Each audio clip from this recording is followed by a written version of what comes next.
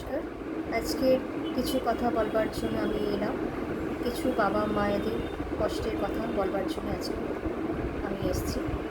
তো 2020 থেকে যে করোনা হয়েছিল, ঠিক সেই সময় থেকে কিছু বাচ্চা মোবাইল অ্যাডিকশানে এতটাই হয়ে গিয়েছিল যে তাদের ব্রেনটা অনেকটাই ড্যামেজ হয়ে গেছিলো। এখনও সেই অ্যাডিকশানটা এখনও তাদের আছে বাচ্চাদের। তো সেই তুলনায় মা বাবারা খুবই চিন্তিত যে কী করে এই বাচ্চাকে ঠিক সেই অ্যাডিকশান থেকে বার করে নিয়ে আসে। একটা বাচ্চা যখন কথা না শোনে তখন হয়ে যায় বাবা মা ঠিক মতো মানুষ করতে পারছে না। যখন বাচ্চাটা একটু বড় হয়ে যায় তখন এই প্রবলেমগুলো চলে আসে। তখন হয়ে যায় বাবা মা ঠিক মতো মানুষ করতে পারছে না। কোনো বাবা মাই চাইবে না যে তার সন্তান খারাপ হোক। সবসময় সব বাবা মাই চাইবে যেভাবেই হোক বাচ্চাটাকে ভালোভাবে মানুষ করতে।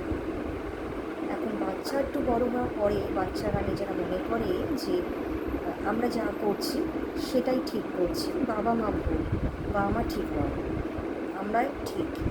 তো সেই জায়গায় দাঁড়িয়ে আমি এটাই বলবো যে যে সমস্ত বাবা মায়েরা কষ্ট পাচ্ছেন বাচ্চাদেরকে নিয়ে, সেই সব বাবা মায়েদের পাশে অন্যদের থাকা দরকার, অন্যদের একটু সাপোর্ট দরকার যে কী করে সেই বাচ্চাটাকে সেই অ্যাডিকশান থেকে বের করে আনবে, যাতে তার মেন্টাল প্রবলেম না চলে আসে।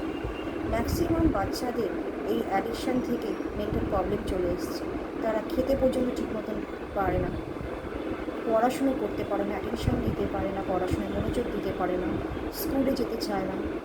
একটা বাচ্চা এমন হয়েছে যে কলেজেও যেতে চায় না, পড়াশুনো তার ভালো লাগে না, সারাক্ষণ মোবাইলের মধ্যে মুখ গুঁজে থাকছে যে কী করে সে গেম খেলবে।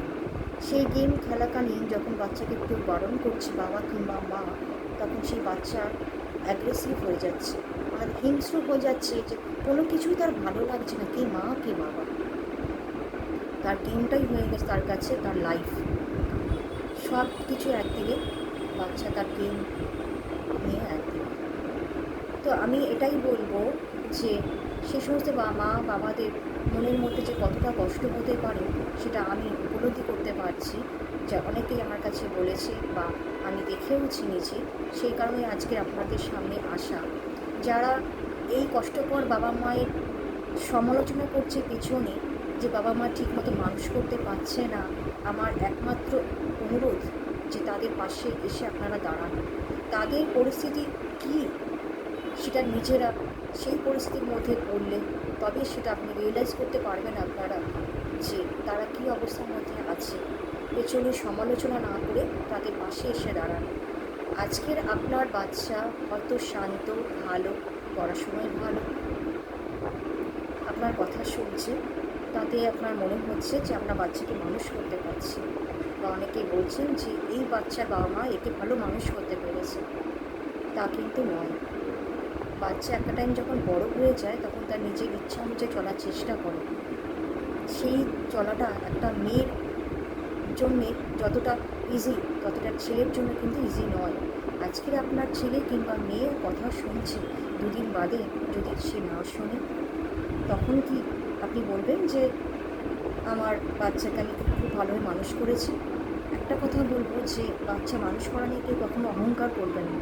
আজকের বাচ্চা ভালো আছে, ইন ফিউচারে সেই বাচ্চাটাই হয়তো খারাপও হতে পারে। তাই পেছনে বারবার করে একটা কথাই বলবো, সমালোচনা না করে সেই বাচ্চা মা বাবার কী করা উচিত, সেই বাচ্চাকে নিয়ে কী করলে ভালো হয় সেটাই পরামর্শ দিন, পেছনে নিন্দে কালচার না করে। নমস্কার।